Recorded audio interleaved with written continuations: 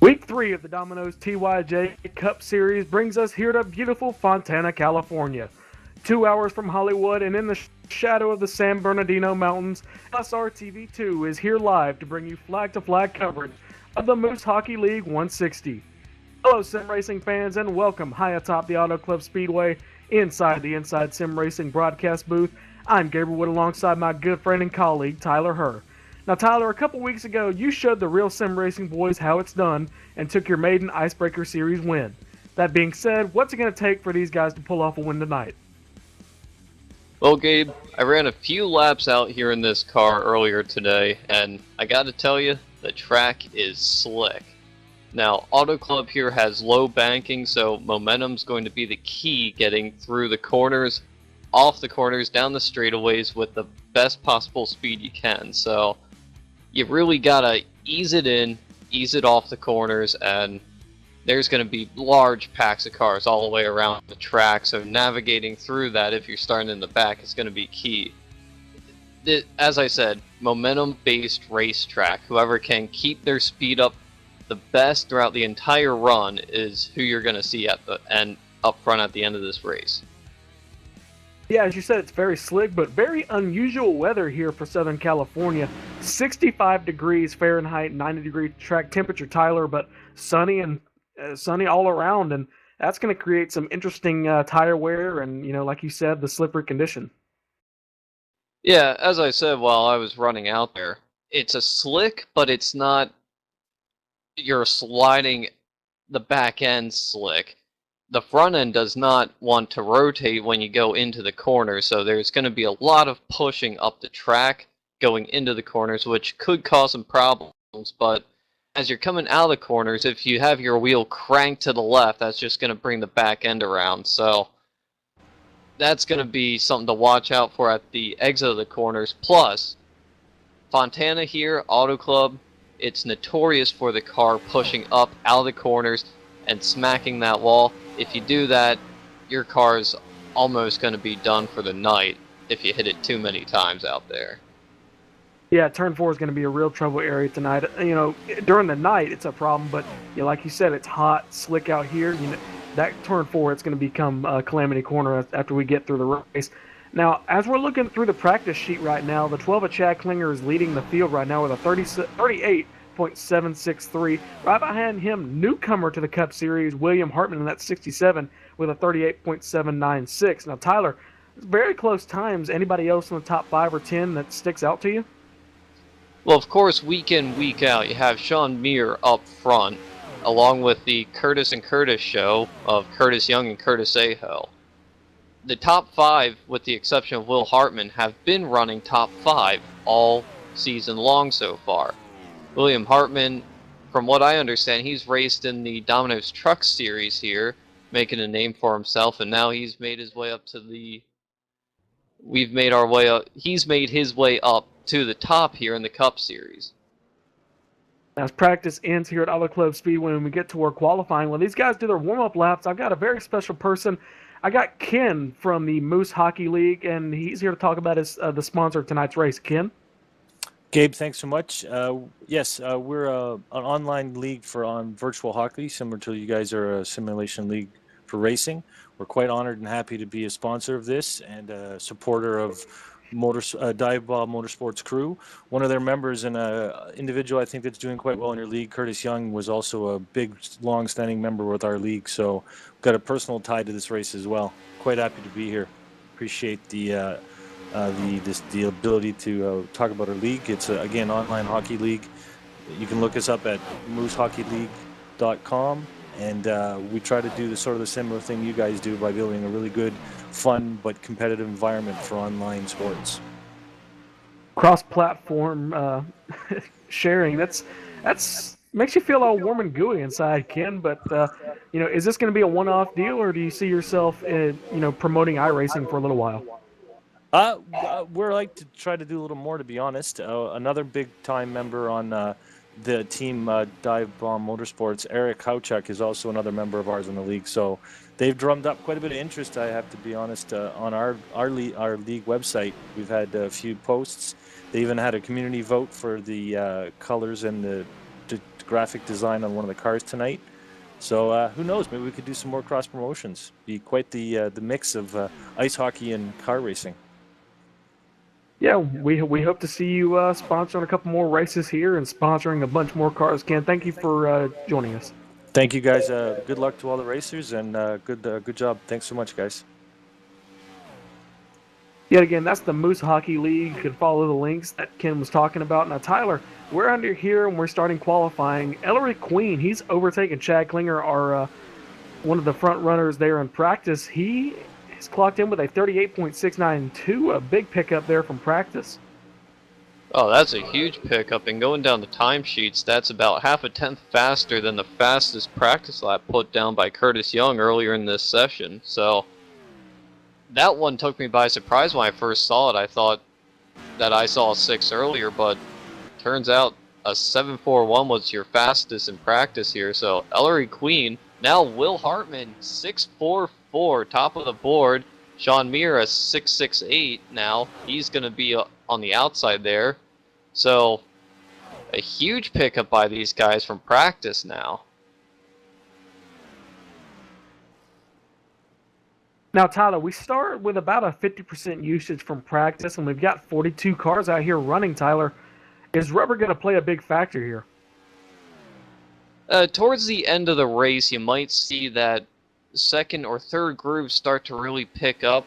I noticed watching the cars during practice out there, not a lot of people were eager to get to the bottom in 1 and 2. I'm not sure if it was just a product of the car not turning down there, or if that second groove up in 1 and 2 is going to have more grip in it. We'll have to wait and see what's going to play out here tonight. Now, what's been the trade of the first 2 Domino's races here on LSRTV2 is not a lot of cautions, Tyler, and no cautions breed marbles up there on the lines not used. So if you want to make your move in a different line, you're going to have to do it early, because if they go without cautions, that outside lane is not going to be able to be used. Definitely, and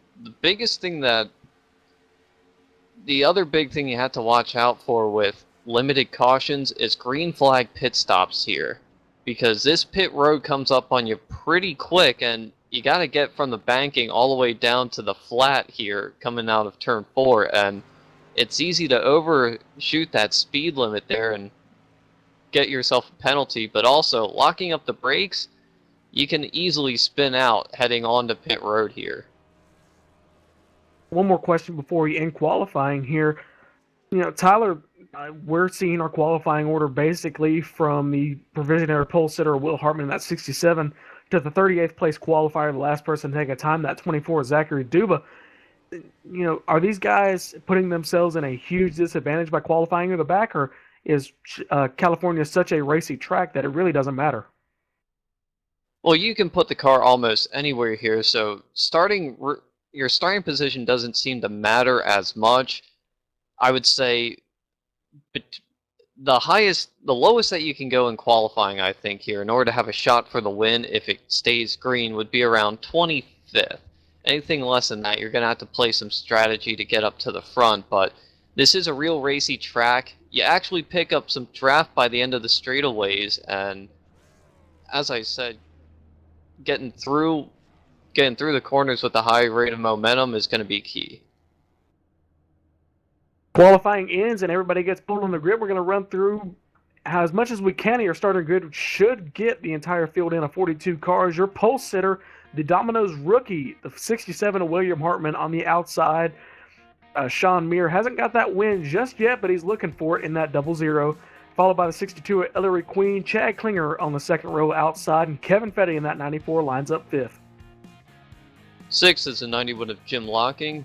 Bobby Jonas in the 35 will start 7th. David Gainforth is going to start 8th. Steve Cunningham 9th. Paul Fugit in 10th. 11th is going to go to the 11 of Jeff Wilkie. Joe Danielson in that 12th position at 85. 55 of Nathan Shore in 13th position. Curtis Young and Curtis Aho. These guys, they kind of just seem to qualify next to each other in the 14th and 15th positions.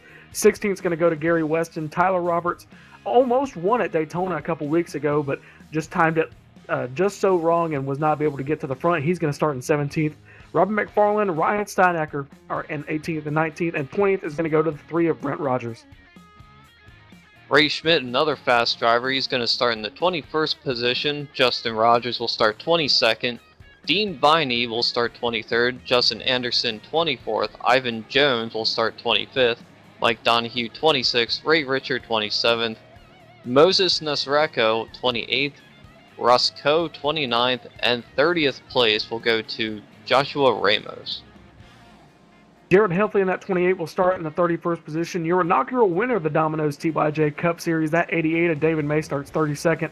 Chad Payne, followed by Dennis Cook. Philip Meyer, the 36th position, goes to the 15 of Don Norris. Eric Hawk, Zachary Duba, your last car to take qualifying time.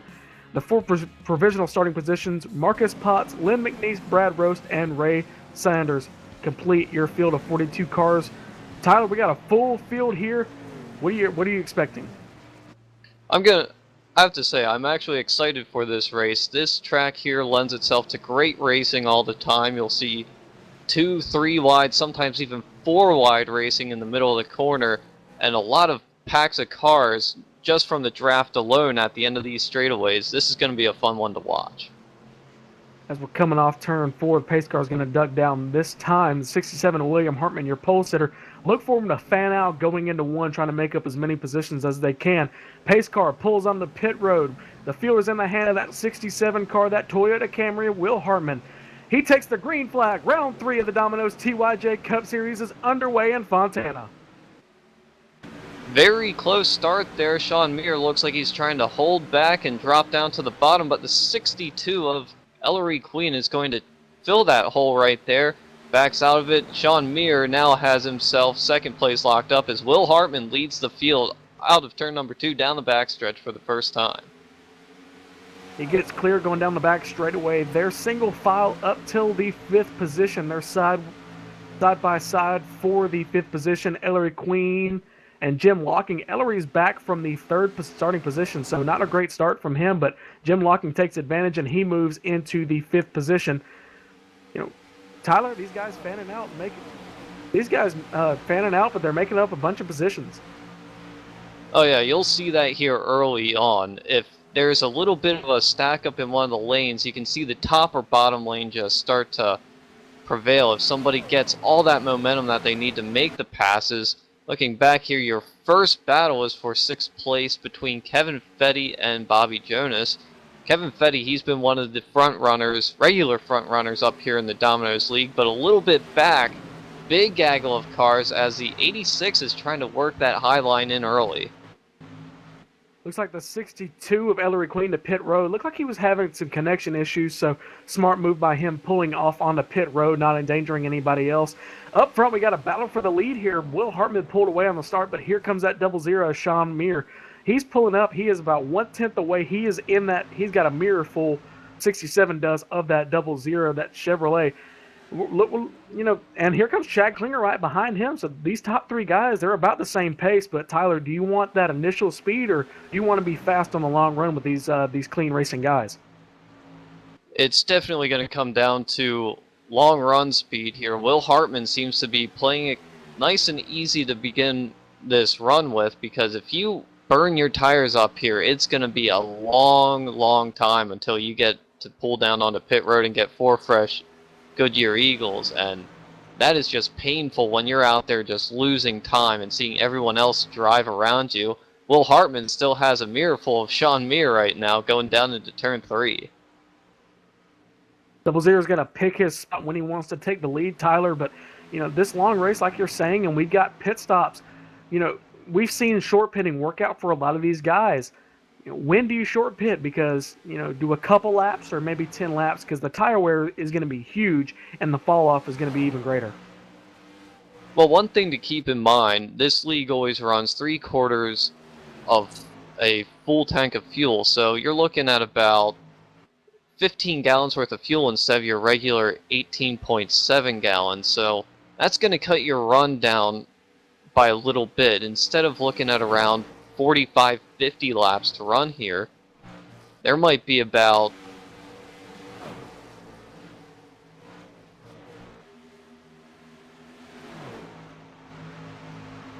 Looks like a huge gaggle of cars back here that went 3 wide just for a moment for that 15th position. They kind of straightened it out as we're 3 wide down the front straightaway again. Looks like that 8 of Tyler Roberts stuck in the middle, but that inside lane, looks like Bobby Jonas there on the outside. And Steinacker there. He takes advantage of both of them and passes both of those cars, the 8 and the 35. Yeah, this big gaggle of cars is what I'm talking about. You have all this draft working for this pack. Nobody can seem to get away, but if you're able to slowly keep your momentum up and just kind of pull away from the field, you can leave everyone behind you. But this is going to be a bit of the norm mid-pack here, just a huge gaggle of cars with everyone just fighting for every little bit of position that they can get. Yeah, these guys are fighting. But they... Back up front, we're side by side for the lead. Sean Muir has the inside position. That 67 trying to use the momentum on the outside as they go down the straightaway. Got the push from Chad Klinger there down the back straightaway. They're side by side going through into 3. But who does Chad Klinger go with? Because he's got 2 very fast race cars. And look for the 67 to push up coming off the corner as 00. He gets clear coming off the corner and almost hits the wall, but he's going to get clear. And here comes that 12 at Chad Klinger. Give that lap to Chad Klinger. Impressive move there to just lead that last lap. But right now, it looks like the 3 of these guys are just battling it out as it's about 2.5 seconds all the way back to 4th. Will Hartman almost tags the bumper of Chad Klinger there in the middle of the corner as it's still side by side for the lead going down to turn number 3. Tyler, when will that outside lane come in? Because we saw the 67 was not able to hold it. But that 12, look at him. He is powering there on the exit of the corner. He just put the power down earlier than the 00, Sean Muir. Now, look at that momentum. Carry that 00 to the line. Will he get him? No, he will not. So the 12 of Chad Klinger leads 2 laps in a row, but they're still side by side. That outside line is probably going to come in later on in the run when these tires are old. They're sliding everywhere. It's hard to hold the bottom. That outside line is where you're going to see most of the grip, but if somebody can still have enough rubber on their tires to use that bottom, the bottom's going to prevail then. 00 still trying to make it work, but now he's got the 67 of William Hartman to deal with. 12's going to push up and cut the 00 off as they exit turn 4.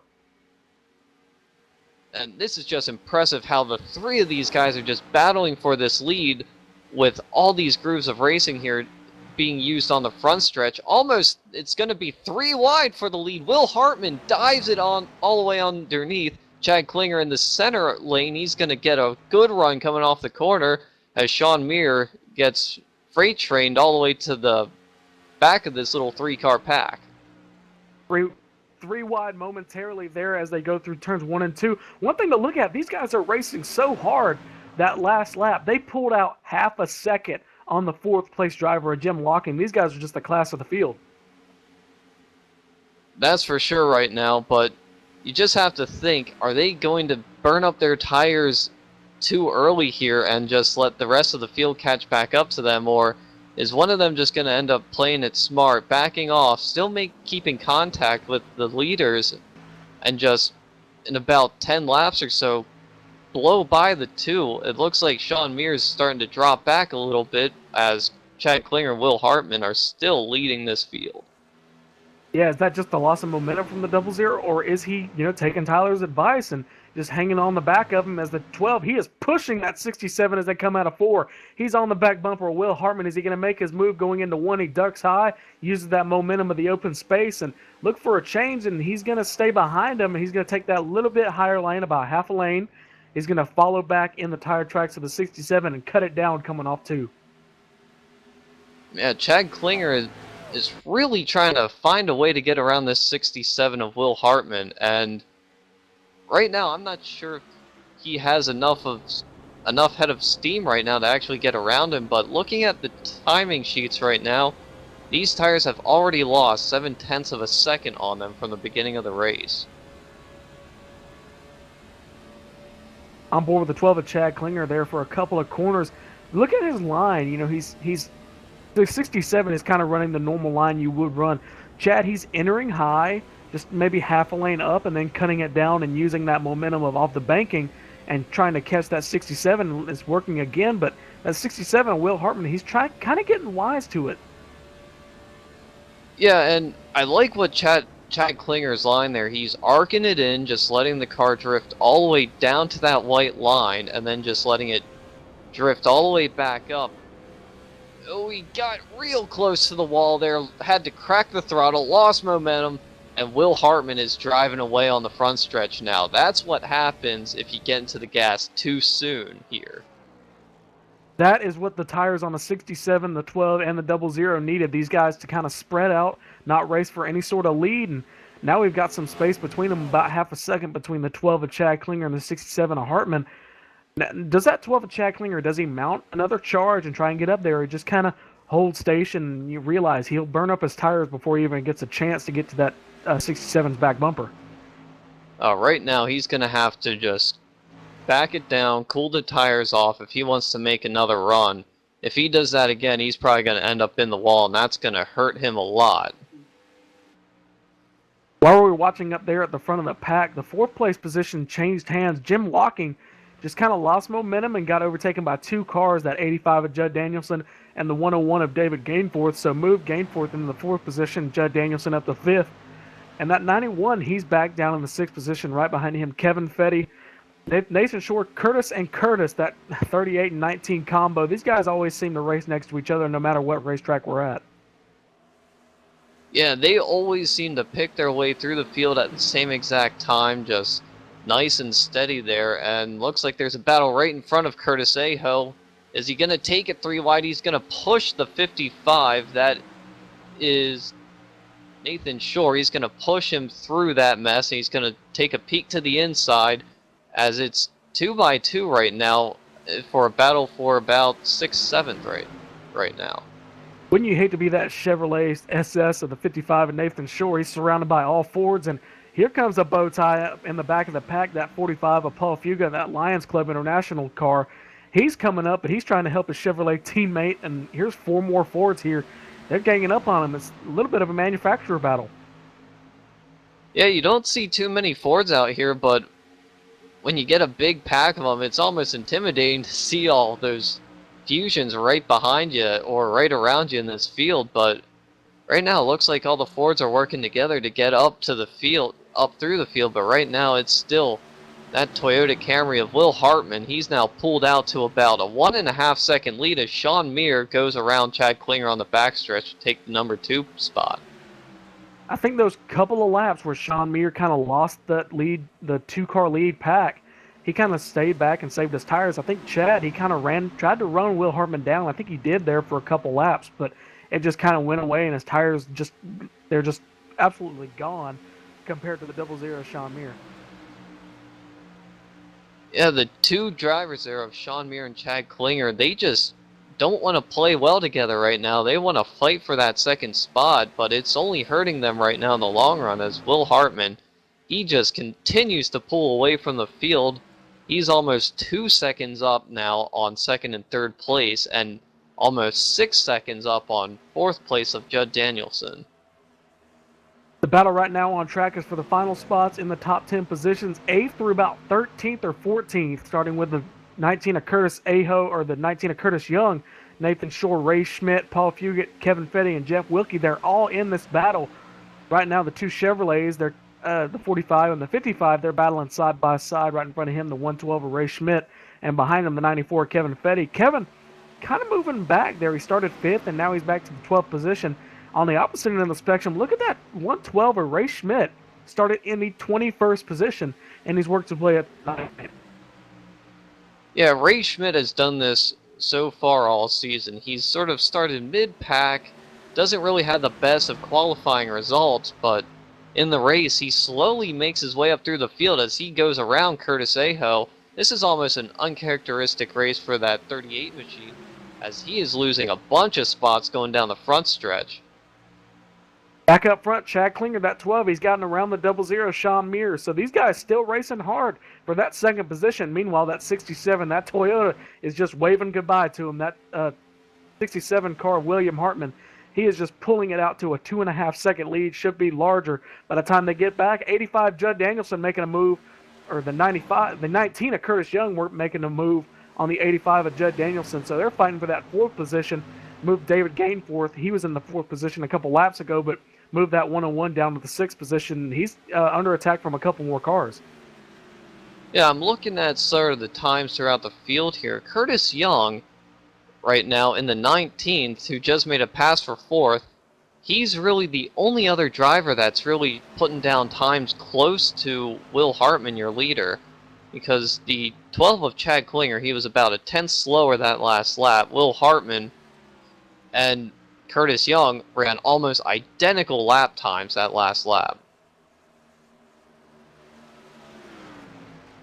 Curtis, right now, he ran his fastest lap on lap 6, so peaking a little bit later than some of these guys as he dives it down, getting close to the apron there on the front stretch, breaking the draft from that 85. But he ran his fastest lap on lap 6 with a 39.472. Will Hartman, he got his fastest lap on lap 2 with a 38.949. So some pretty decent times by these guys, and just Will Hartman just laying down basically qualifying laps. He got the pole and he wasn't satisfied with that. He wanted to make sure people knew he was fast. Yeah, he's just pretty much in a zone right now, his own zip code even, but he's just driving around here just at his own pace, just not minding anyone else. It looks like right now this race is in Will Hartman's hands. Up for grabs, though, is the position still up for grabs. That 45, he's making the move. They're side by side, the 101, the 112 side by side for the, looks like 6th or 7th position. Ray Schmidt wants it, and the 101 David Gainforth has it. The 112, he moves to the outside, trying to make that move. Yeah, right behind them, that whole 6-car pack is having a great battle there. There's Curtis Aho on the outside of Jim Locking in the 91. But still, really nobody's gaining or losing any sort of positions right now in this big pack. Well, I just noticed that that 38 of Curtis Aho, he was right behind the 19 of Curtis Young. They were cutting their way through the field. We got a caution.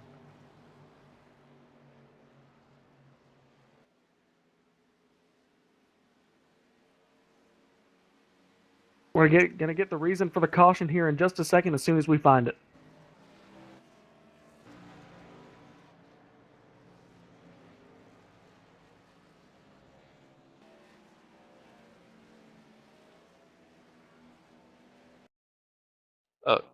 Looks like Tyler Roberts and the 44 of Ray Richer is the cause for this caution.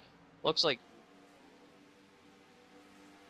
looking at the replay, Ryan Steinacker coming out of turn number 4 just tags the back bumper of the 8 car, sends him into the wall, and as Tyler Roberts tried to gather it back up, he just clips the back end of Ray Richer, and unfortunately that looks like it's going to end Ray Richards' night as he goes nose first and a bunch of other cars trying to slide to avoid it. Unfortunate for a few of those guys getting caught up early, but we're just past a fourth of the way through the race, and we're going to get our first chance to get on pit road, and these guys are taking all 4 tires. There's no doubt about it. Yeah, they want to get They want to get 4 fresh tires and a full tank of fuel here. 25 laps into this race so far. It's gone by fast because of all this green flag racing. Yeah, like I said, this Domino's League, they promote a lot of green flag racing, and everybody and their mother's coming down on pit road. 12 of Chad Klinger almost gets in the back of Will Hartman as they come down pit road, but they keep it clean. First car to hit this pit stall should be he's got the first pit stall, 67 William Hartman, so he's going to have a clear run out of the pits, and that should give him an advantage. As the top 5 start to pit here, it looks like there's the 12, the 00, and 67 all hitting their marks perfectly in their pit stalls. Right sides are going to go up first here. Looks like everyone's going to be taking 4 tires. Right side's down. Left sides start to go up. And we'll see what the race off pit road. Will Hartman by a mile. There is Chad Klinger, Sean Meir, Curtis Aho. Your top 4 coming off of pit road. Ray Schmidt, he's up to 5th now. Looks like everybody keeps about their same positions, but this is a saving grace for those guys who burned up their tires coming up through the field. They worked hard for it, like the 112 of Ray Schmidt worked his way from the 21st position to 6th. So that's a saving grace for him. He can kind of get a reset, and it's basically like starting the race over with a better qualifying position. While we're under caution, we're going to be right back. We're going to take a commercial break.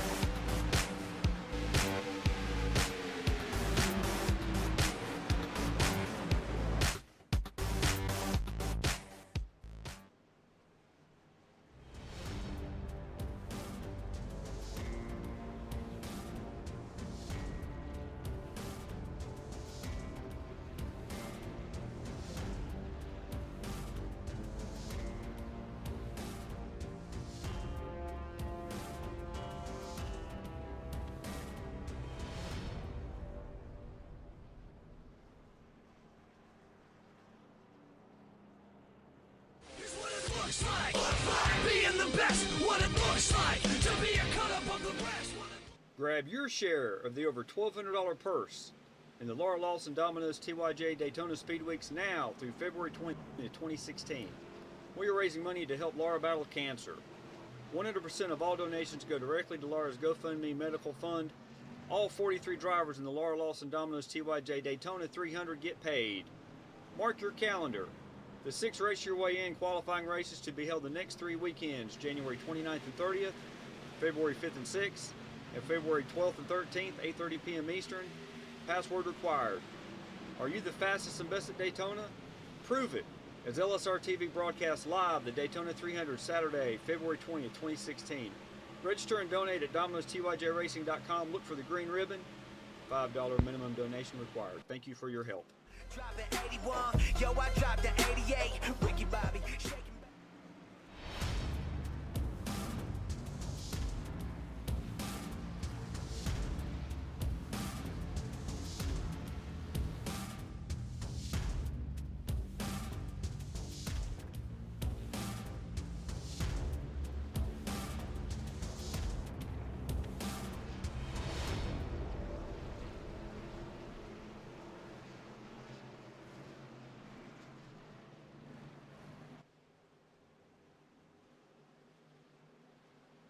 Welcome back to LSRTV2's coverage of the Domino's TYJ Cup Series at Fontana. We're here for the Moose Hockey League 160.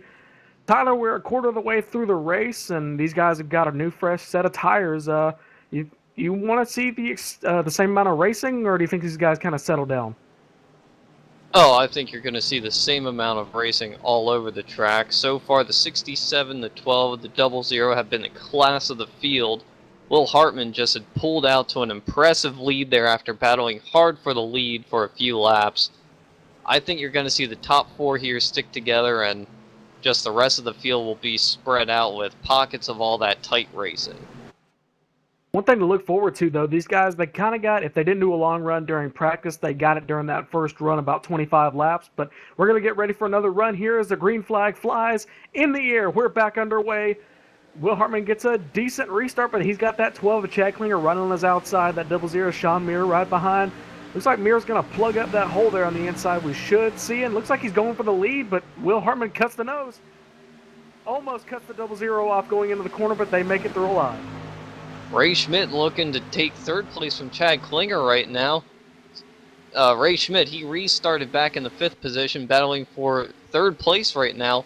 Will Hartman, he's still your leader going into turn number 3, but very little room for error for him to do so right now, as Sean Muir is right on his back bumper.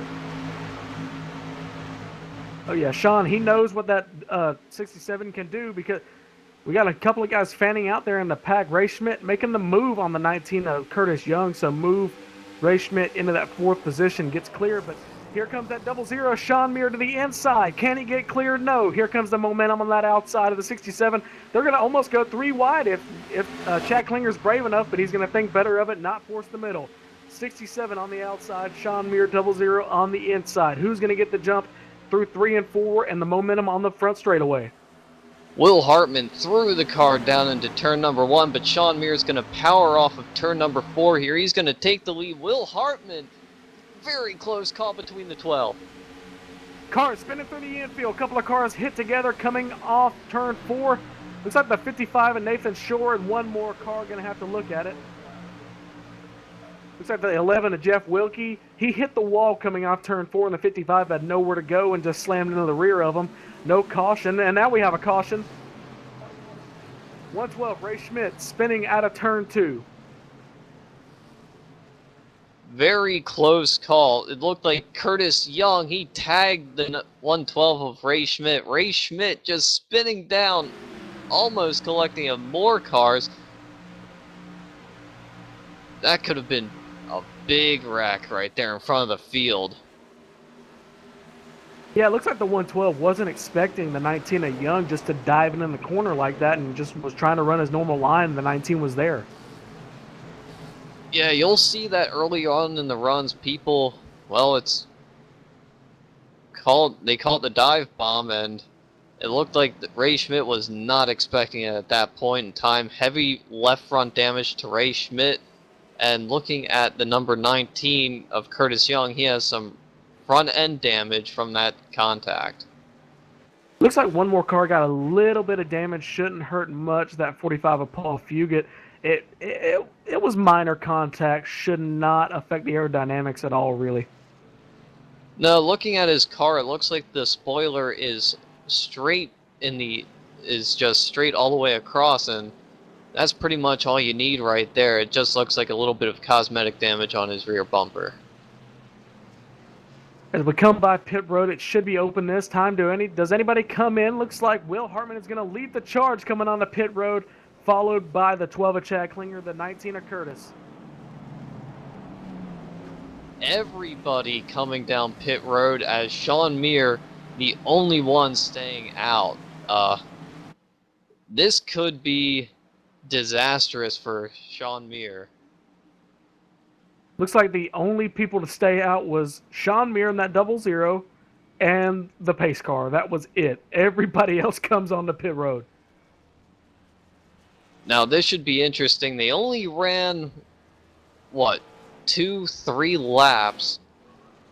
Will Hartman, 2 tires, wins the race easily off of pit road. Looks like everyone else is getting 4 tires and fuel. Paul Fugit is going to beat Chad Klinger out of the pits.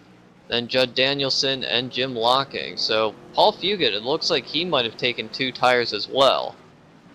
Yep, Paul took 2 tires, was running about the 8th position before the caution, and looks like no damage really because he beat the 12 of Chad Klinger off pit road. If he had any damage at all, he would have been held.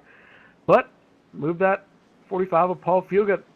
He's going to move, it looks like the 4th position maybe in front of Chad Klinger.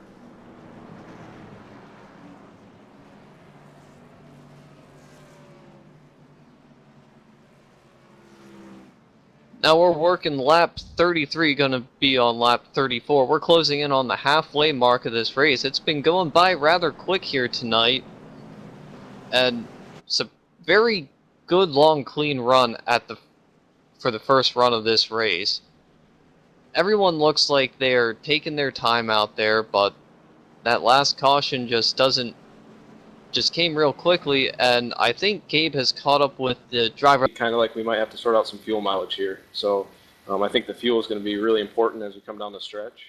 So that was kind of the decision to go with the 2 tires and most importantly get some fuel in the car for this what looks to be the last couple of runs.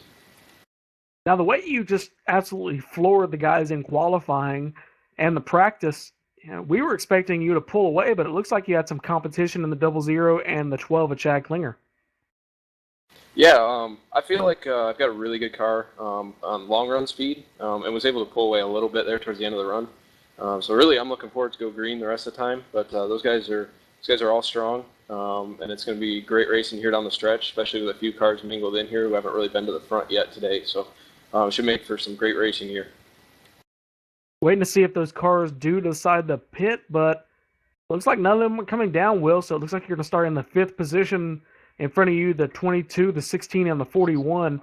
All good guys. You know, we haven't seen them up front at all tonight, and sometimes not even the season. You think they can hold their own? Yeah, I mean, it'll be interesting to see. A lot of guys who haven't really raced around each other, especially up towards the front of the pack, but all these guys are good drivers. They'll handle themselves just fine, and we'll see how it all sorts out here in a few laps. All right, Will, as we get the 1 to go signal, I'm going to send you back. Will, thank you for talking to us. All right, thanks. That was Will Hartman, the driver of the 67 Toyota. Tyler, as we're getting ready for the restart, yeah, I'll ask you again. These guys going to settle down? Well, this might be a bit more of a dicier restart with 4 guys staying out. You have 3 of which that really haven't been up front yet all night, and a handful of guys with 2 tires, and then the rest on 4. And hearing what Will Hartman said, getting close on fuel mileage here, Sean Muir might be in a little bit of trouble if this goes green the rest of the way.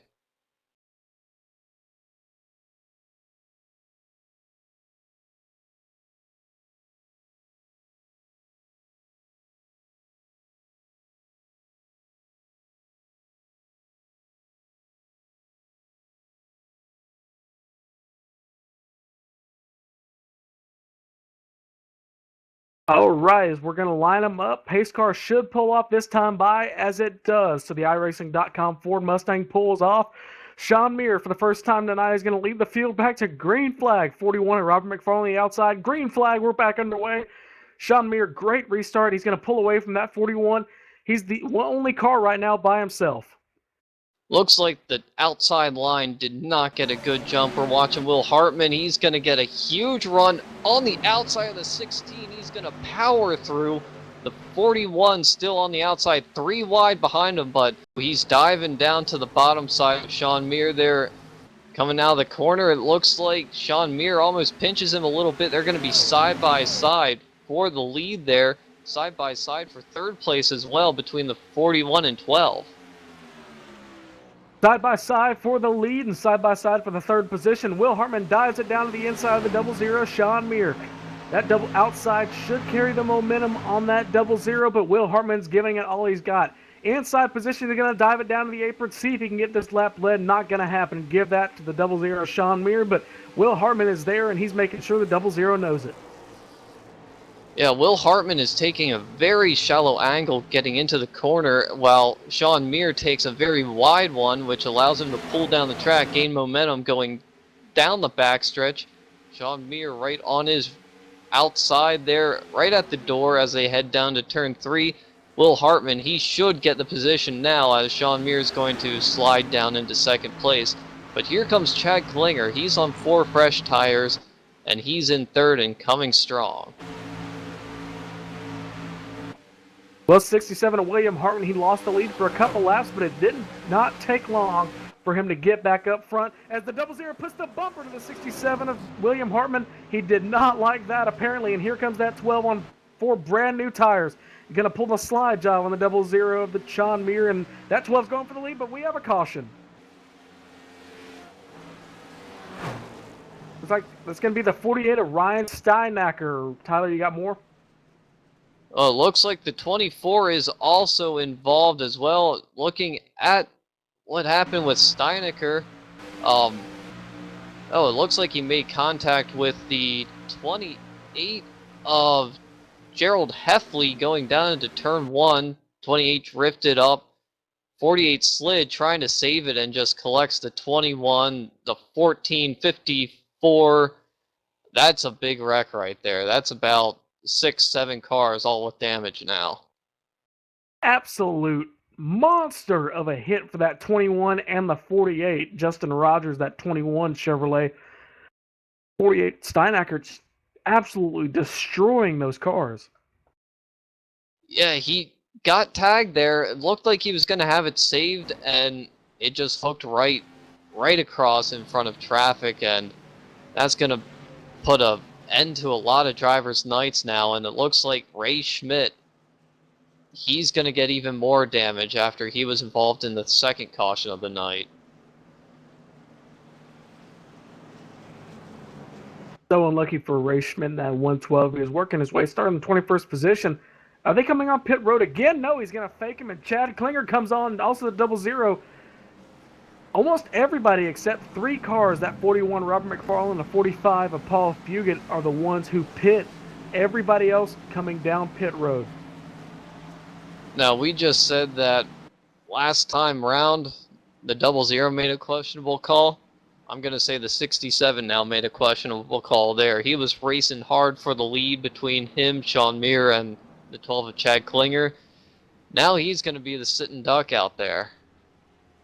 And you know that 67, he's got to be thinking, listen, Sean, we do that bumping stuff on the short tracks, but this track is 2 miles. We're running 200 miles an hour. Why are you putting the bumper to me? And coming back off of pit road, Chad Klinger, he's going to win the race off Sean Muir there. But going back to that bump, that was questionable there. I didn't see anything that Will Hartman did wrong. I'm just thinking maybe Sean Muir got into the corner a little too hot and wasn't expecting Will Hartman to check up that much going in. So after pit stops, Chad Klinger is going to be your first person to get off pit road. But we saw how aggressive 67 of William Hartman was, and we should see the same thing from that 00 coming up through the field. So starting positions really shouldn't matter.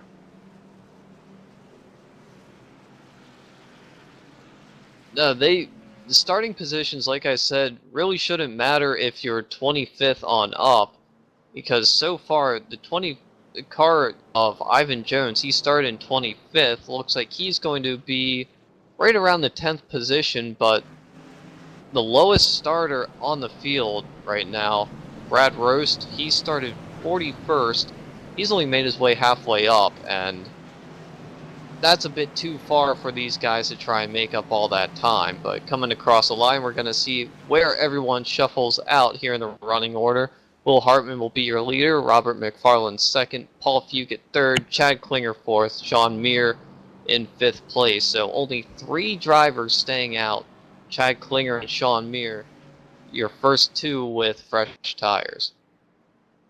As we cross the halfway point in today's race, we're going to go ahead and go to your iRacing midway race break.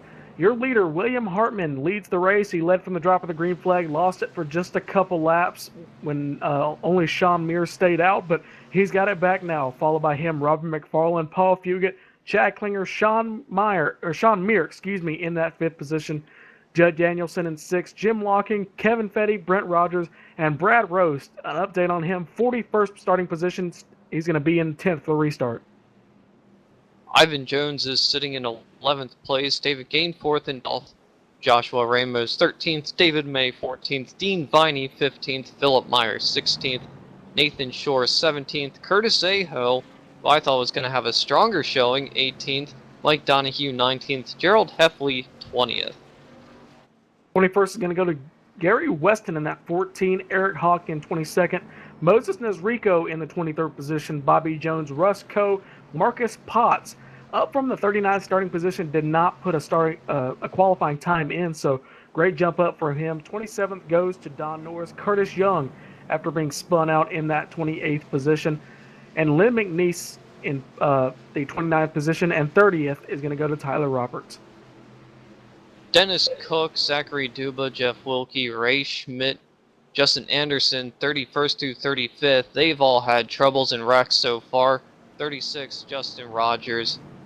37th, Ryan Steinacher, who we just saw get spun out. Chad Payne in 38th. Ray Richard, 39th. Ellery Queen having troubles early in 40th. 41st, Steve Cunningham. And 42nd, Ray Sanders. This has been your iRacing Midway Race Break. For more information on the wide variety of racing possibilities on the web, visit iRacing.com to sign up today. You sign up to iRacing, you get some great racing like this. The guys from the Domino's TYJ Cup Series. Under our third caution here tonight, but we're lined up for another restart just past halfway, Tyler. These guys racing very hard, but very clean for the most part. Just a few isolated incidents so far. Yeah, and if we can get out of the first 5 laps without any incidents, we should see everything spread out. But right now we have the top 3, Will Hartman, Robert McFarland, Paul Fugit, on older tires, and then you have Chad Klinger, Sean Muir, Judd Danielson, and the rest of the field on 4 fresh tires. And as I said before, it's a questionable call in my opinion for Will Hartman to stay out, but we'll see what happens now. For the third time tonight, that iRacing.com series pace car is going to pull down the pit road, and we're going to get this race restarted. William Hartman, for the third time tonight, is going to bring him back to the green flag. Robert McFarland on the outside, green flag in the air. Robert gets a good restart this time, but Will Hartman, 41, slow there on the outside. Looks like he checked up just a little bit. That's going to allow the 45 of Paul Fugit and the 00 of Sean Muir there on the inside. Looks like the inside lane's controlling this restart as we go almost 3 wide. Yeah, almost 3 wide for 4th there between all the fresh tire runners. It looked like Chad Klinger really wanted the 41 to move on that restart and was pushing him down the front stretch as the top 5 getting themselves settled out as they go into turn number 3.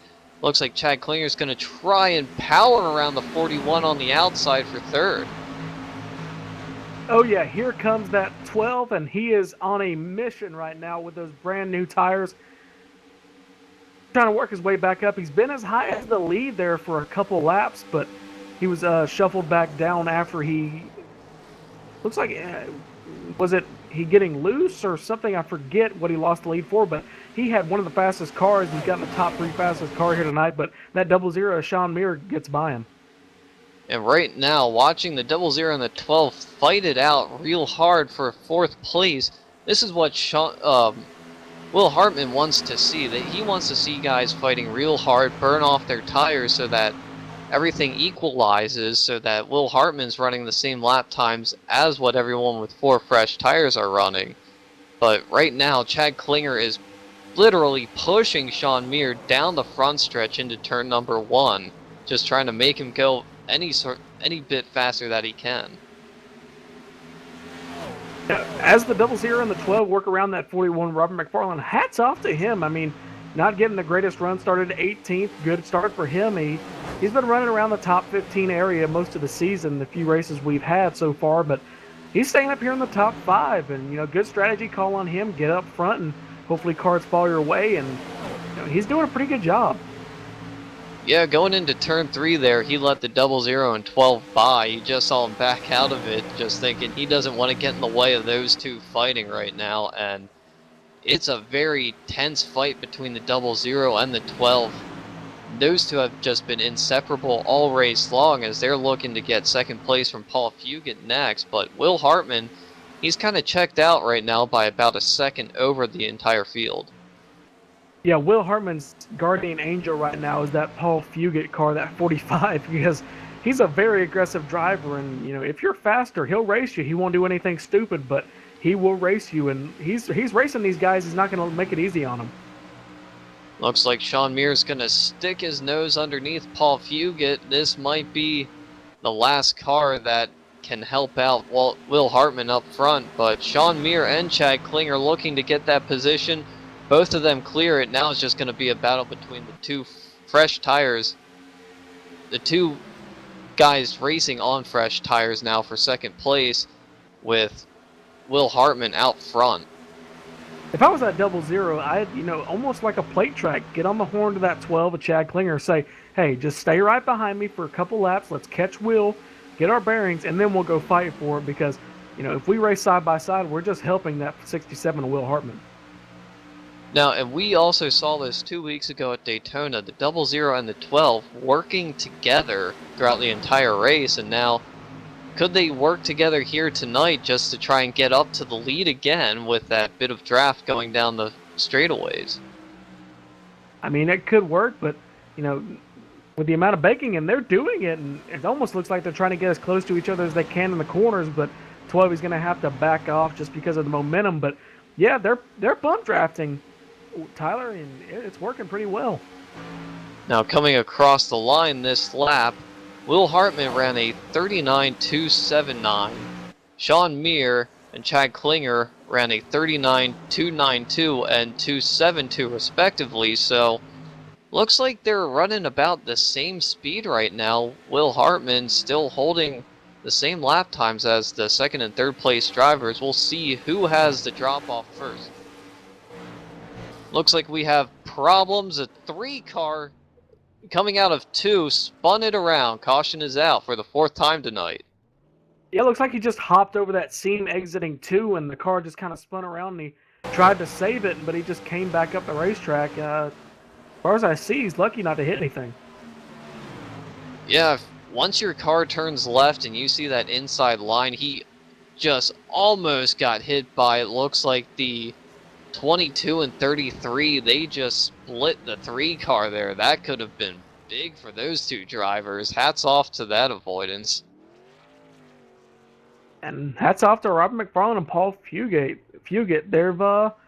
They've made their bed, and by not pitting a couple restarts ago, and they've made it pay out for them, because with 30 laps to go, they're running 4th and 5th, so they're up here racing for a good points position, maybe even a win if they can get their car under control.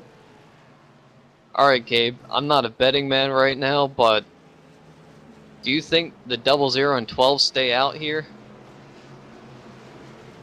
Well, I would say whatever the 67 does, the rest of them are going to do, but we've seen just, late race just breaking off, but I really shouldn't be a betting man either, because everybody's coming on the pit road.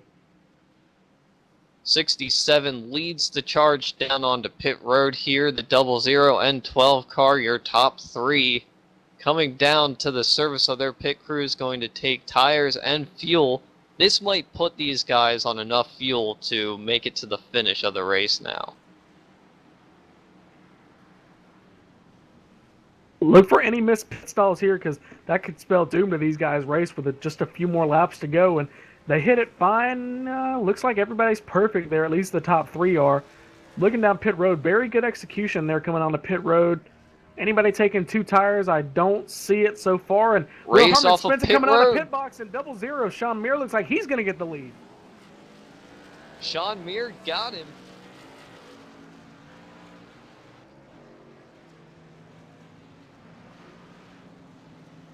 Half a second quicker on the pit stop for the 00 of Sean Meir. He's going to beat Will Hartman off of pit road there. And that's going to hand Sean Meir the lead, it looks like. Right now, Len McNeese, the only car that stayed out on the racetrack. Ellery Queen and Justin Anderson, the 2 lap cars that are going to pit this time round, Gabe. Looking at the replay, look at the 00 Sean Meir just coming off pit road. He never let off and almost spun it onto the racetrack, just trying to beat Will Hartman coming off pit road, and it pays off for him. Yeah, Sean Meir just held the hammer down and did not want to lose another race off of pit road to the 67, but Len McNeese, he still stayed out on racetrack. He's going to lead this lap, and it looks like he's going to be the one that's going to lead them back to the green if he doesn't come back down.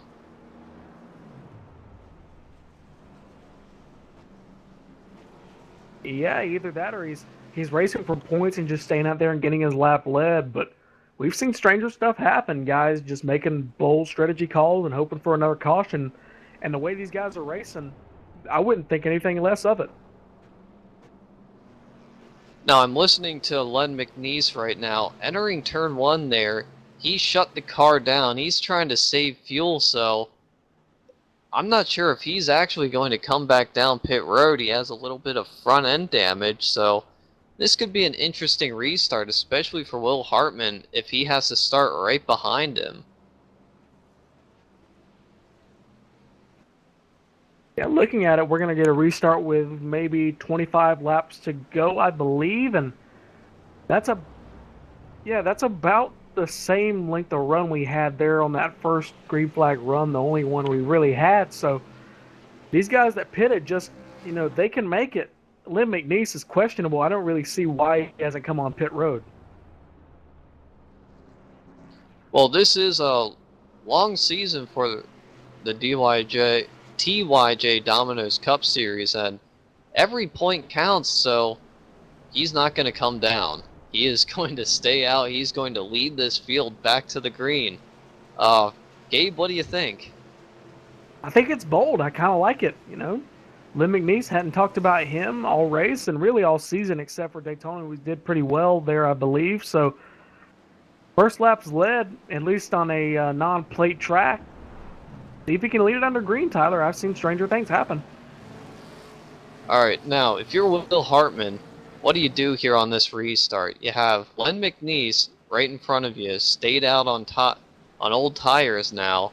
You have fresh tires. You have the 00 and 12 on your outside who have been just as fast as you all race long. What do you do? Well, I'm going to take a note from one of my shop classes, electricity. Choose the path of least resistance, I mean, yes, you have the inside lane there on the third position, but that 84, he may be slow, so just kind of fall in behind the 00 and the 12 and work your way through and then sort it out from there, because if he tries to race that 84 on the inside, hot tires, they're slick, he could spin or he'd just be slow enough just to, ruin Hartman's race.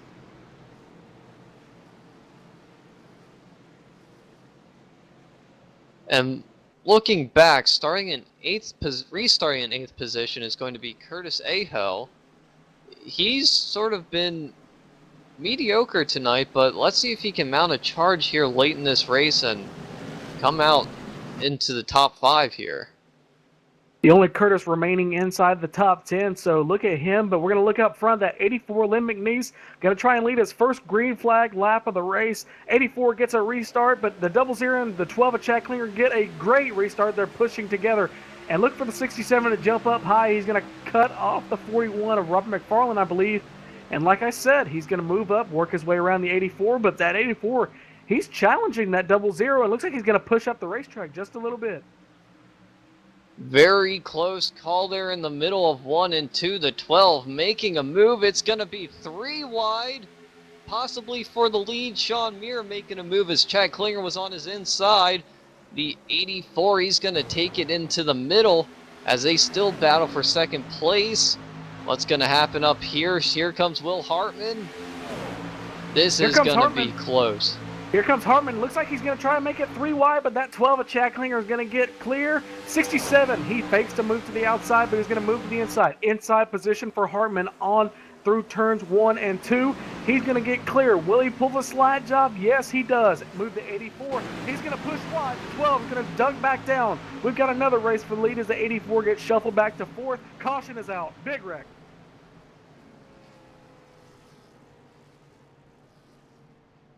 Looks like Jeff Wilkie, the 24 of Zachary Duba, the cars involved in this. Heavy, heavy damage for the two of them. Going back to it, looks like 24 just broke loose and just T-bones Jeff Wilkie. That is hard, hard contact for the two of them.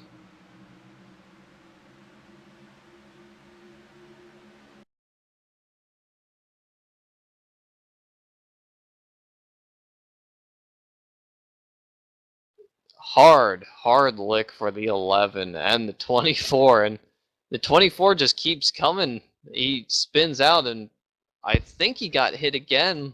Yeah, he gets hit by the 420 of Russ Coe and the 22 there, and just hits Jeff Wilkie again. Problems again for that 24 Zachary Duba. Tough night for him. He qualified in that 38th position. 34th right now. He's running pretty well, pretty decent from where he qualified, but Tyler, we got yet another caution, yet another chance to take tires. I'm going to say that leaders are going to stay out this time round. And 67, 12, 00, 84, your top 5, 6, 7, 8, 9, 10. Doesn't look like anyone's coming down pit road at this point. No takers. No takers on pit road, so that makes our lives just a little bit easier. We'll be right back. We're going to go to commercial break. You're watching the Domino's TYJ Cup Series on LSRTV 2, the voice of sim racing.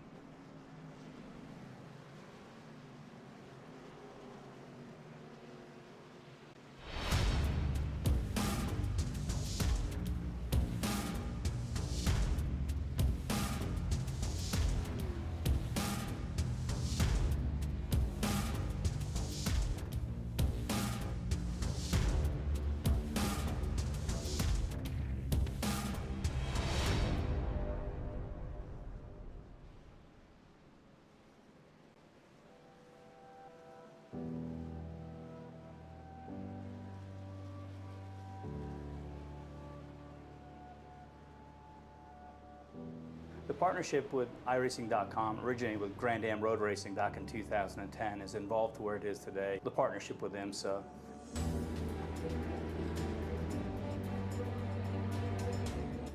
We launched the iRacing.com online sports car championship, which made sense on a number of levels for IMSA. Many of our fans, in fact, many of our competitors in this series are avid iRacing sim racers, so the partnership was natural in that regard. The iRacing community clearly has an interest in motorsports, and this partnership allows us to showcase the uniqueness of our racing series and the strategy behind endurance racing. This is certainly one of the main goals of our partnership. Our partnership with IMSA is perfect. It makes sense on many levels. IMSA is all about sports car racing, endurance racing, and that's something that iRacing has to offer. Events that are exactly like you'll find in IMSA. The Daytona 24, the Sebring 12-hour, Watkins Glen 6 hours, and the Petit Le Mans event held at Road Atlanta. You can choose from the Corvette Daytona prototype or any number of the GT cars that we have to offer. The combination of those cars makes for great mixed class racing with variable speeds. The Corvette DP that's in iRacing is an exact model of the Whelen Corvette that races in the IMSA series. Eric Kern was very helpful in getting us data and all the bits and pieces that we needed to complete the project. All the tracks on iRacing are laser scanned, so they're exact replicas of what the real-world drivers get to experience in the IMSA series. You can race on nearly every track that IMSA drivers race on.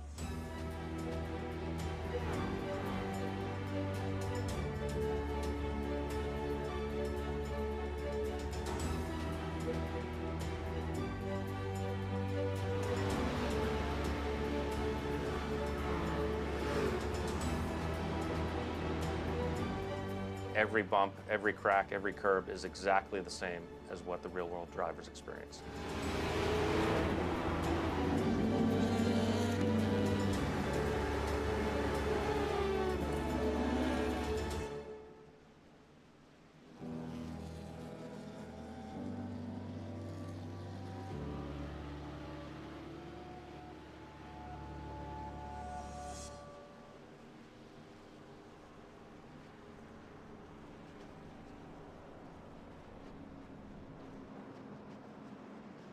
We're back here live in Fontana, California for the Domino's TYJ Cup Series, and we'd like to thank Domino's for supporting the series. With Domino's new Piece of the Pie rewards, you can earn a free pizza after just 6 online orders of $10 or more.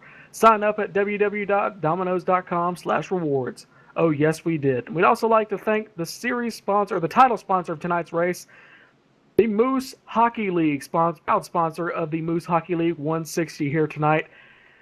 And we're at the 60 mark, the 60 lap mark here in tonight's race. When we get back, we'll be inside 20 laps to go. Tyler, hopefully this is our last restart, and Will Hartman's out front, and he's got a couple challengers behind him. I'm actually really hoping this is the last restart because the racing has been great all night tonight, and we're going to come back with 20 to go, and I have to say, I think it's go time now.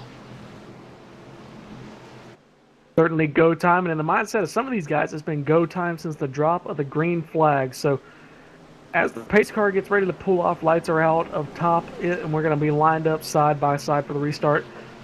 Chad Klinger on the outside, second position. William Hartman on the inside. He's led basically the entire race since the drop of the green flag, but that can all change in a matter of moments as pace car pulls off on the pit road for the final time, hopefully, and we're going to get this race restarted. Green flag in the air. We're back underway, and side by side there for the restart. Great restart, and here comes the 84, Len McNeese. He's got a good restart behind the 12 of Chad Klinger. Yeah, looking like it's going to be a side-by-side duel going into turn number 1. Still side-by-side, Will Hartman with a little bit of an advantage, but here comes Chad Klinger. He's going to pull a crossover on Will Hartman going down the backstretch. Shout out to our colleague. That is a patented kill crease crossover coming out of turn 2, and he's going to look for the lead going into 3. Chad Klinger on the inside, William Hartman on the outside, 67 and 12.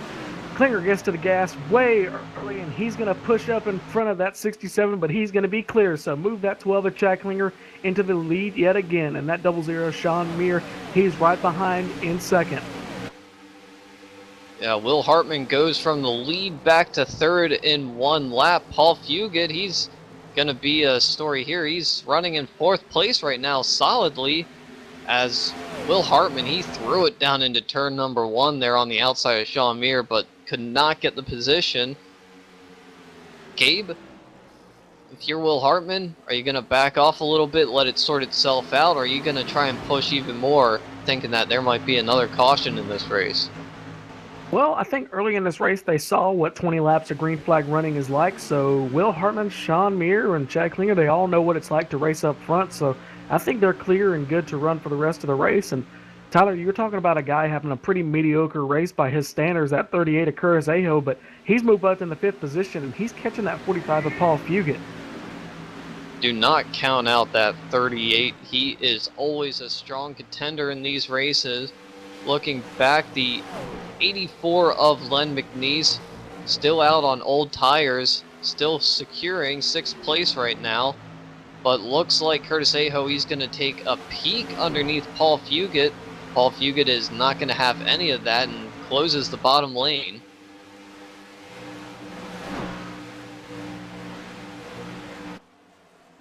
Back up front, we still have Chad Klinger, your race leader, by about half a second. Top 5 right now: Chad Klinger, Sean Meir, Will Hartman, Paul Fugit, and Curtis Aho. Curtis Aho looking like he's going to get a run on Paul Fugit as they head down into turn number 3. He has a nose, and he is clear for 4th place. Looks like Paul a little bit courteous. He's happy with the top 5, so he's going to let that 38 of Curtis Aho, that Ford Fusion, go right on by. As 67 of William Hartman look back up into the 2nd position. He's on the inside of that 00 Sean Meir as they come down the straightaway. Side by side for that 2nd position. Will Hartman's going to have the run going into 1. Will Hartman has the run. He's going to keep it in that first groove there. He is going to clear and secure 2nd place from Sean Meir right now and sets his eyes forward onto the 12 of Chad Klinger. Will Hartman knows he's fast and he knows he can get it done. He's flirting with that apron there on the inside of the racetrack, but he's using it to his advantage, getting the shortest way around this racetrack. Yeah, he's using that white line to help turn the car through the center. Caution is out.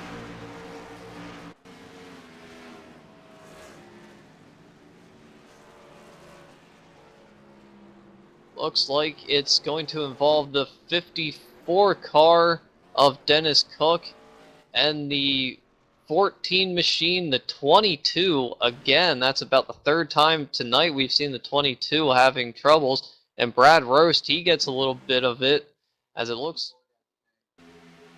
54 getting tagged just a little bit, going into 3 by the 20 car, and just can't control it as it starts to do a lazy spin in the middle of traffic. Hard licks for a bunch of drivers, and the 420 of Russ Coe, he's involved. Big junk, at least for that 54 Dennis Cook. He had a blown motor sitting there on the inside of the racetrack in 4. All right, Gabe, we're down to about 15 to go. This is going to be strategy time for the crew chiefs and the drivers. Are you going to come in, take 4 tires, and just try and blow by everybody out there? Or are you going to try and stay out and hold on? I don't know. I'm going to look at this from the perspective of that 84 in that 6th position, Len McNeese. He's going to be absolutely just ecstatic if everybody pits, because that means his pit strategy has worked, and hopefully look to see if his wish is granted, because that 84, he did not pit there, and he was in the lead there for a little bit. Chad Klinger's gradually moving down below, and looks like he's heading toward the commitment line.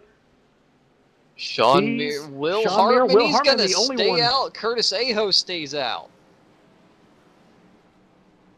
William Hartman pulls the fake. Curtis Aho and a couple other guys, but primarily just him, and looks like Paul Fugit also stays out.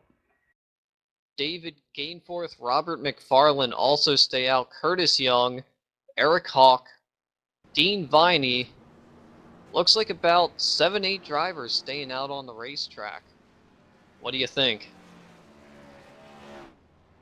I really don't know. Really, you're asking the wrong person right now, because Chad Klinger, with about 10 laps to go, he's got time to move past those couple of cars. Yeah, Chad Klinger wins the race off of pit road between him and Sean Mir. Nathan Shore, Len McNeese, Judd Danielson. They're going to be the top 5 that come off of pit road, but right now, looking at it, the 28, the 71, the 20, the 19, 41, 101, 45, 38, 67, about 8-9 drivers staying out on the racetrack, just trying to put distance between themselves and the fresh tires now. This is going to be an interesting finish here, because I can understand the thinking here of Will Hartman. He's staying out because over the past few laps, we've seen cautions coming out every 3, 4, 5 laps. And I don't think that's going to be enough time for the 00 or the 12 to come up through the field again. Well, you know what, Tyler? I thought it was just going to be 3 cars staying out, but it looks like 4 rows of cars, like you said, 8 people staying out on those old tires. So that may be just enough of a cushion, because Chad Klinger's running in the, looks like the 10th position, so 9 cars staying out. So yeah, Tyler, that may just be enough. Now that last run, it looks like we only ran about 5-6 laps under green flag pace. So 5-6 laps, you have 9 drivers in front of you. You're Chad Klinger. You're just going to try and drive as hard as you can. You're going to drive your guts out now, just trying to get up to the lead with about 10 to go when we restart, I think. Should get restarted with about 10, 9, 8 laps to go. And then we'll start counting down even faster than that. So, I mean, a car a lap, that's very doable for these guys back in the pack. But Will Hartman, he has got the fastest car we've seen here tonight, and even on old tires, he's got to be pretty fast. So, just passing a simple car, that may not be enough, because they will be held up by the guys trying to race for position. Yeah, and don't count out Curtis Aho there. He's going to be your new second place man. We haven't talked much about him tonight, but now he's really turned it on, and sitting second place, you think Curtis Aho might throw a wrench into Will Hartman's plans here. Well, you know what? We saw him catching the 12 and the 00 as they were fighting for that second position. Or excuse me, the 67 and the 00 fighting for that second position. We saw Curtis catching them after he passed the 45 of Fugit. So, I mean, Curtis, he's got some speed, and we've seen he's had speed everywhere he goes. So, I think Curtis has got a chance. Maybe he can break through for his first win. Also, one more thing to keep in mind. Here we do not have green, white, checkered finishes. So, anything under 5 laps to go, that a caution flies within 5 laps to go, that's it. The race is over. Everyone finishes in their running position at that point. The field is frozen, and for the guys trying to make it on fuel strategy, everybody's pretty much pitted, so that shouldn't be a problem. But, if you end up running out of fuel and the field's not frozen entirely, you have to cross that lap 80 threshold. So any kind of incident you have before that, you have to watch yourself. You can't just go bonsai and make any kind of moves, because you still have to finish the race. All right, Gabe, I want to ask you, who's your pick here tonight now? Ooh, putting me on the spot here. I mean, the regular choice with this many cars staying out would probably be 67 of Will Hartman, but I'd have to say that 38 of Curtis Aho. As a sentimental favorite, I'd love to see him or even Paul Fugit break through for a win. What about you? I'm just going to play devil's advocate. I'm going to go with the fastest car all night here. I'm going to pick that 67 to win this one. Well, before we find out who wins this race, we're going to have to get through 10 laps of racing. Back underway. Green flag flies in the air. We're back underway inside 10 laps to go here at Auto Club. Side by side there for Curtis Aho and Will Hartman. Curtis Aho with a run going into the corner now. 3-4 wide behind in the pack. Chad Klinger, he's getting a huge run. He goes from about 10th place. He's going to be in about 7th.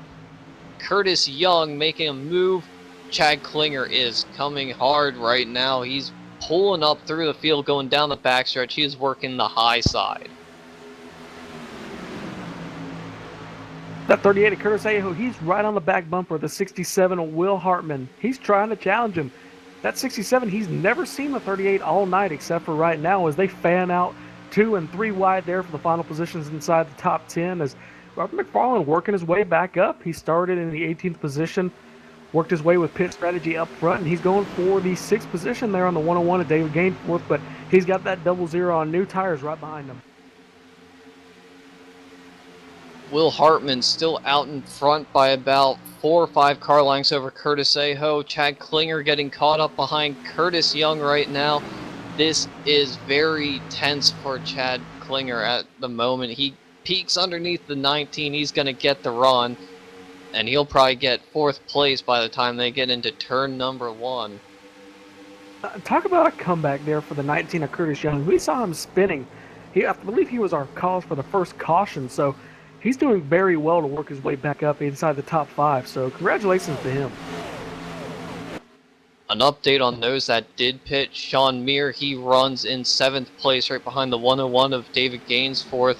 He's been up at the front all night long. Chad Klinger, though, he makes a move onto the 3rd place car of Paul Fugit. He clears him coming out of turn number 4. Chad Klinger is coming fast right now.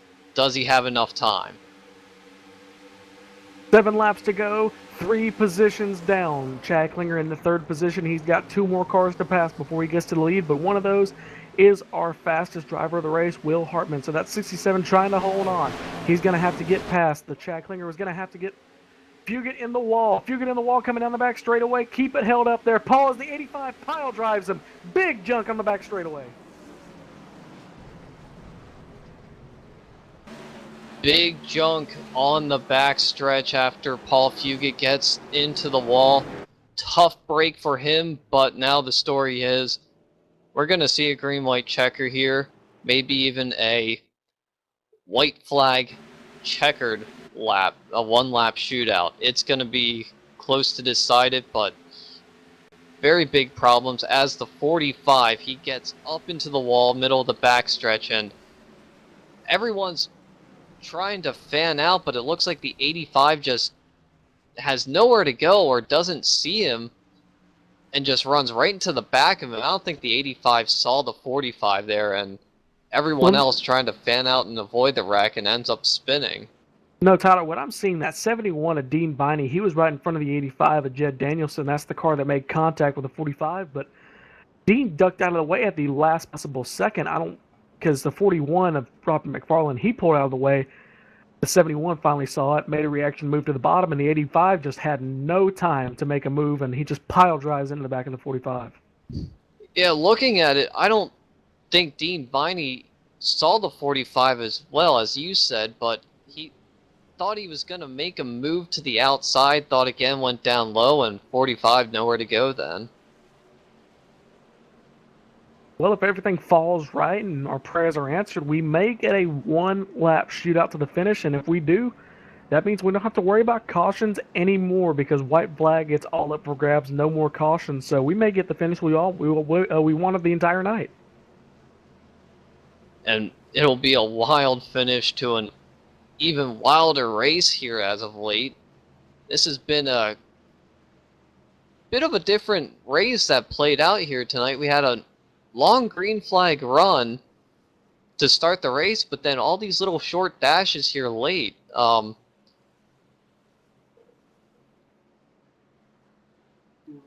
It's just been a very uncharacteristic race tonight, and we're seeing a newcomer of Will Hartman leading the field right now. It's, as I said before, I'm going to say it again, uncharacteristic race tonight. Yeah, Will, I mean, just think about it. He's a regular running the truck series, and, from what we heard in the pre-race when I was talking to him, he got approved just a couple minutes. He only got a couple of practice laps there and put fourth on the board there. Ran, I believe, 2 practice laps. So he got it done with limited practice. Just got approved a few minutes before we went green. Yeah, Will's been a very talented driver down the truck series, and for him to be given the go-ahead to run this late in the race, this late in practice to run this race, and just the showing that he's put on, it just shows how talented of a driver that he is. Yeah, I think we're going to have to remember that name, Will Hartman. As also, Curtis Aho and Chad Klinger, all these guys, don't think they've won yet in the 2 races we've had. I know one winner is David May. So looks like we're going to have a new winner, if not Will Hartman, Curtis Aho, because I've been seeing Curtis ever since the preseason. He's had great runs, just hasn't been able to close the deal, whether it's his own fault or somebody else's. But, I'd like to see him get a win, and don't want to discredit Will Hartman, but Will's got more chances to win a race, and I think Curtis is just licking his lips. I think everyone within the top 5, 6 here, the first 3 rows on this restart, I think they're all licking their lips trying to get a taste of this victory tonight. They've all shown that at some point during this race, they've been up front challenging, and I think anyone in the first 3 rows has a chance now. It looks like your 2 winners in the field, that 88 David May running 12th, and the winner at Daytona 2 weeks ago, that 00 Sean Mir. He's had one of the fastest cars here tonight, so he's the one person going for 2 wins in a row, unless David May can pull a rabbit out of a hat and work his way up to 12th to the lead, but I don't see that happening unless he's been holding back this entire time, which really wouldn't surprise me because David's a fast driver. There's a reason he won the first race at Charlotte, but I foresee that your winner coming from the front row, or that 12 car Chad Klinger. As we work our way to lap 78, the lights on the pace car go out. It's going to be a 2-lap shootout here to finish this race. Green, white, checker. Technically, that's the flags we will get, but we are under the regular time as we do not have real green, white checkers. So, yeah, like Tyler, it's going to be a 2-lap shootout, but we're going to go ahead and call it a green, white checker because we don't get very many of them. So, William Hartman, your leader on the inside. Curtis Aho in that 38 Ford Fusion. 2 4s there on the outside, followed by him, the Curtis Young, in the 4th position. On the inside, Chad Klinger in that 12, the first car on 4 brand new Goodyear tires. Now, you have to remember here, in this first lap, if a yellow flag comes out, that's going to end the race. Field is frozen. But if they make it all the way around, get the white flag, they're going to have to race their way back to the checkered flag. You have Will Hartman, Curtis Aho, your top 2 there, older tires, and then you have Chad Klinger in 3rd. He has the freshest tires in the top 5 there. Curtis Young and David Gaines 4th. Still on older tires. Sean Mir, he's on newer ones with Chad Klinger. Who's going to get it? We're about to find out. 2 questions going to be answered on this restart. Who's going to win the race, and when or if will the caution comes out? What will come out first, the checker or the yellow flag? We're going to find out as green flag flies in the air. Will Hartman, one more time, is going to lead him down to the stripe. 38 Curtis Aho gets a good restart, but that 12, he is pushing, just laying on the bumper, that 67 Will Hartman. Will Hartman and Curtis Aho side by side, 3 wide behind as Sean Mir looks to the high side. You got to watch out for Chad Klinger. Oh, the 101, he gets bumped and saves the car. He saves Absolute monster of a save from that one-on-one, and David Gainforth saves basically the entire field. Great piece of driving. But here comes that 12 of Chad Klinger. He's on the inside. He's made it past the 38 of Curtis Aho. So move that 12 of Chad Klinger, the first car on 4 brand new tires, into the lead. He sees that 67. He's licking his lips. He's going to move to the inside there on the bottom. 67, your leader, Will Hartman on the top. White flag in the air. 2 more miles to go here in the California 160. Chad Klinger's going to dive it down to the bottom, but 67 and Will Hartman's going to close them off. 67 gets a good run coming off the exit. Who's going to make it back to the checkered flag? Going down the backstretch, the 12 has a little bit of a nose on the 67. Will the 67 try and pinch? We have not seen the outside line. Working 3 and 4. Here they come through 3 and 4. Here they come through turns 3 and 4. Sean Muir, he's up to third, but he's not going to make it. Side by side for the lead as they come to the checkered flag. Chad Klinger on the inside. Here they come. Klinger's going to get it. Klinger wins the Moose Hockey League 160. Great finish for these guys. Incredible finish for this race. It was tight racing all night long, and it comes down to a pass in the final corner on the final lap. Chad Klinger, your winner. Will Hartman will finish second in his debut in the TYJ Domino's Cup Series. Chad Klinger gets his first win, the third first-time winner in the Domino's TYJ Cup Series.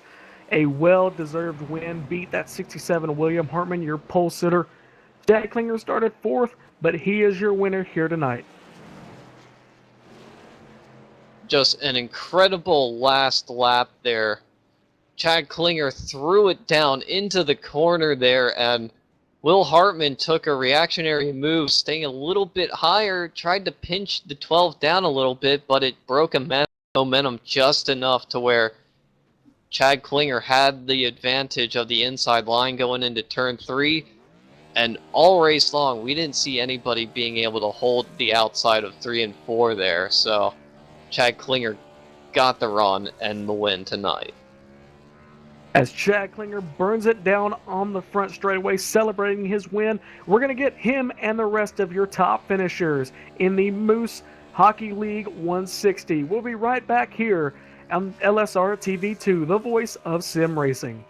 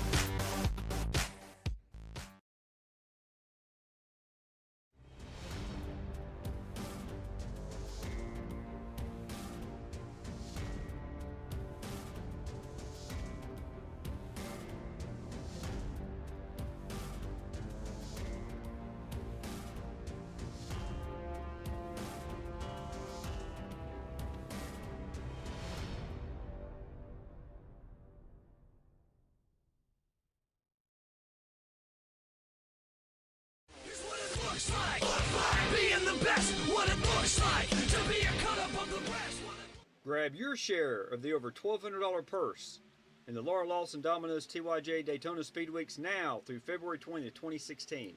We are raising money to help Laura battle cancer. 100% of all donations go directly to Laura's GoFundMe medical fund. All 43 drivers in the Laura Lawson Domino's TYJ Daytona 300 get paid. Mark your calendar. The 6 Race Your Way In qualifying races to be held the next 3 weekends, January 29th and 30th, February 5th and 6th, and February 12th and 13th, 8:30 p.m. Eastern. Password required.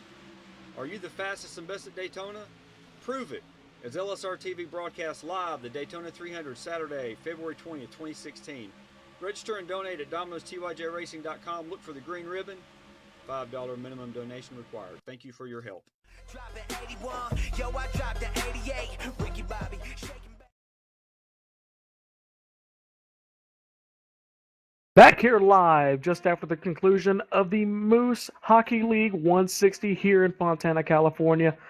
Back here live on LSRTV, I'm Gabriel Wood alongside Tyler Herr. I've caught up down on pit road with that 00 of Sean Muir. Sean, you got the win 2 weeks ago in Daytona, and you get third here. You had one of the fastest cars, and the fastest guys here finished top 3. So how would you describe this finish? You know, it was a great race through and through. Everyone was, running good. We had a few hiccups. Didn't get the win we wanted. We were hoping to go for 2 in a row. Got caught on that last caution just behind some cars that didn't have tires, and that's the way it is, man. That's racing. You make calls and you hope it works out. Now, we saw on multiple occasions throughout the race when people pitted, there'd usually be the leader stay out because he just didn't have the reaction to get on pit road when other guys faked. Was that what happened, or did you have a plan to stay out? No, that caution, actually, I didn't even expect them to go in, to be honest. I figured, we'd stay out. We were only running for 2 or 3 laps. We didn't use that much gas, not much tire at all, and they kind of just faked me out going in. It was a good call on them. We had some cautions that had us keep up, but if it went green, I was definitely in some trouble. Now, the man in second place, Will Hartman, he got approved to run this race just a couple hours ago. So are you prepared to race the Will Hartman? Because he seems like a pretty fast driver, and you guys are just right there together. Yeah, I know the name from somewhere. I'm pretty sure I've raced with him before. He's definitely a good driver. You can see that out tonight. He definitely had the car to beat. Cautions, helped me and Chad out stay with him, and that's what racing is, though. I mean, cautions are what's the part of it.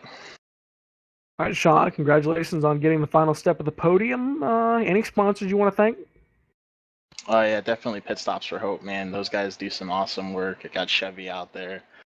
It's got Pepsi, Domino's, and Robert definitely for putting this on, and you guys here at LSRTV. All right, that's Sean Muir, the 00.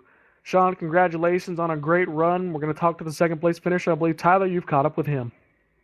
Thanks, Gabe. I'm standing right here beside the driver of the number 67 Toyota Camry, Will Hartman. It came down to the line there, probably about 3 or 4 feet. You missed that first win of the season by. Tell us about your race. Yeah, it was a little bit of an unfortunate ending there, but well-deserved by Chad. Obviously, he ran out front for the vast majority of that race and made a great last lap pass. I kind of knew I was going to be in that position coming down to that final restart. Green-white checkered. I had about 15 laps older tires, and it was going to be, if I could get a great start, I might have a chance. But Chad got a great restart and was pressuring me the whole time. And kudos to him for that great pass there at the end. Now, Gabe was telling me earlier here, you were approved to run in the Cup Series here just a handful of hours before this race even started.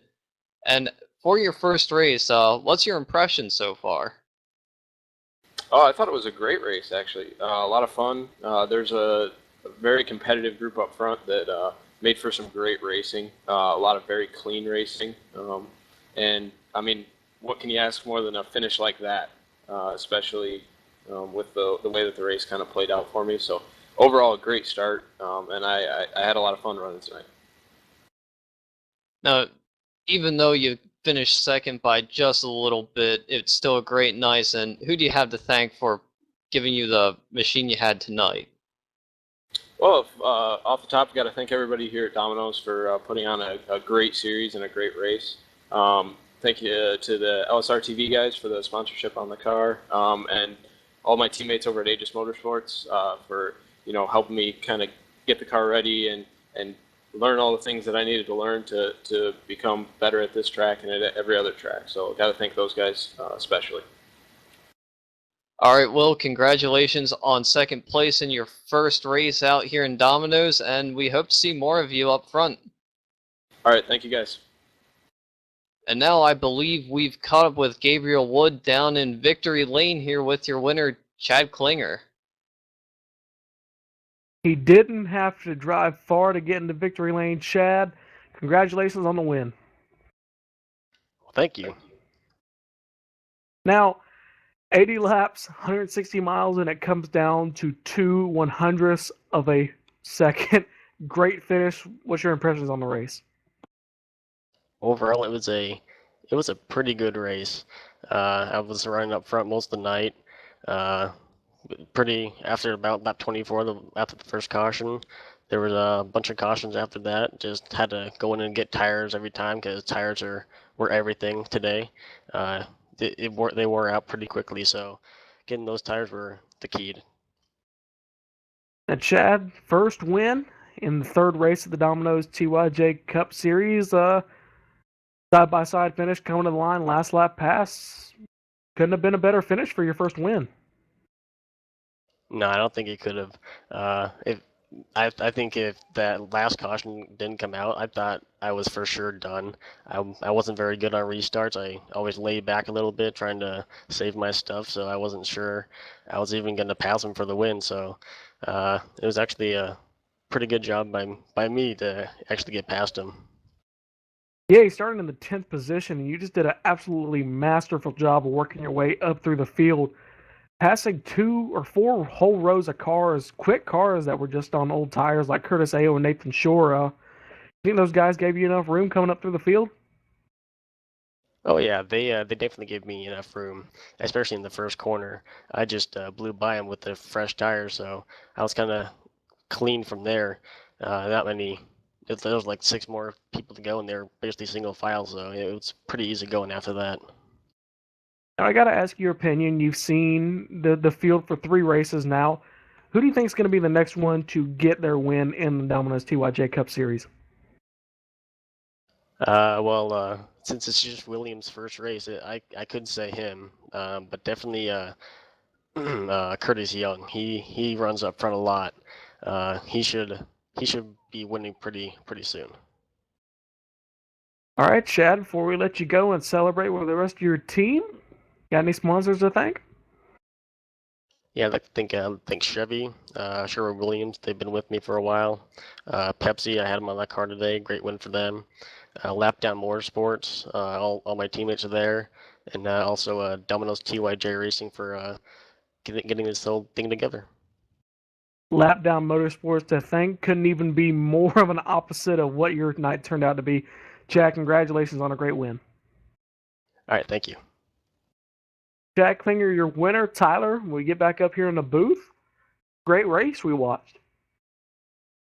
Oh, that was one of the best that I've seen from these guys.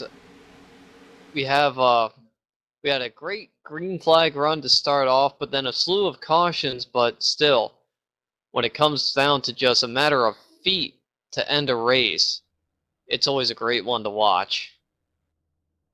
Yeah, you know what I was seeing, even the cautions that we did have, they were very minor incidents, guys just making simple mistakes. It wasn't any bonehead moves, and I really respect that. Yeah, it was just the most innocent of contact in the center of the corners, and then unfortunately it just collected a lot more drivers, but really I haven't seen any moves where it's a blatant over aggressive move by one driver getting another one. This is a very clean series from what we've seen so far, and really it's one of the better ones that I've seen out here. Yeah, especially for a brand new series. They just started a couple weeks ago, but they ran a lot of preseason, just, from about November onwards. And I think a lot of leagues can take note of that, just how long of a preseason they had before any kind of racing started. And they had a 43 car field in the first race at Charlotte, and they had a great race there and a great race at Daytona and another great race here at Auto Club. Yeah, I suspect we're going to be seeing a lot of great finishes throughout the course of this season here, and whoever wins this championship is going to be a well-deserved one at that. Well, Tyler, that does it for us here at Auto Club Speedway. Great way to finish the third race here in the Domino's TYJ Cup Series, Tyler. Great race up here, and any closing thoughts going into next week or 2 weeks from now? Well, we got to keep our eye out for Will Hartman, seeing if he can continue this strong run that he showed tonight, along with the Curtis Aho there. He finished 4th tonight, but those 2 drivers, I suspect we're going to see in victory lane very shortly. One more thing to look at, the truck series here for the Domino's TYJ Cup Series, or the Domino's League itself, starts next week. So need to find out if there's spots open for that or not, but that'd be something to look into, Tyler. Yeah, from what I've seen here in the Cup Series, I believe the Truck Series is just going to be as competitive as this. A lot of up-and-coming drivers that are going to try and prove themselves in the lower ranks of the Truck Series. Well, as the sun goes down behind the San Bernardino Mountains here, I'd like to thank you for tuning in here on LSRTV 2. This has been the Domino's TYJ Cup Series live from Fontana. Good night, and I hope you join us again.